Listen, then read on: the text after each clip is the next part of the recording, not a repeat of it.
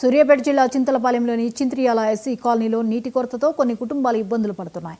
ఊర్లోని ముస్లింలు అమెరికాలోని చికాగోలో ఉంటున్న సయ్యద్ ఖలీల్ పాషా ఖాద్రీ వారి కుమారుడు నవీద్ పాషా ఖాద్రీల దృష్టికి తీసుకువెళ్లారు.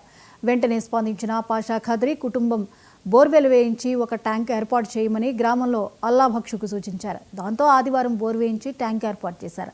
నీటి కొరత తీర్చిన ఎన్ఆర్ఐలకు ఎస్సీ కాలనీ వాసులు కృతజ్ఞతలు తెలిపారు. గ్రామస్తులు నాగులు, ఉంగరాల సైదా, మౌలానా, సలోమాన్, రాకేష్ తదితరులు దగ్గరుండి పనులు చేయించారు. చేయించడం జరిగింది.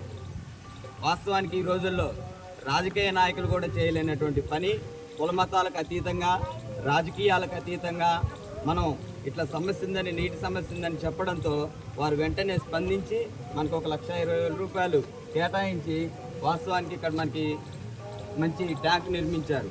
ఈ వీధిలో నీటి కొరత లేకుండా ఇలాంటి కార్యక్రమాలు వాళ్ళు మరింత గొప్పగా చేయాలని చెప్పేసి ఈ కాలనీ తరఫున చాలా కోరుకుంటున్నాం. వారికి నిండు నూరేళ్ళు, వారి వారసత్వానికి, వారి కుటుంబానికి నిండు నూరేళ్ళు దేవుడు మంచి ఆయుష్ ఆరోగ్యాలు కలగజేసి ఇలాంటి మంచి కార్యక్రమాలు ఇంకా చేయాలని చెప్పేసి కోరుకుంటున్నాం.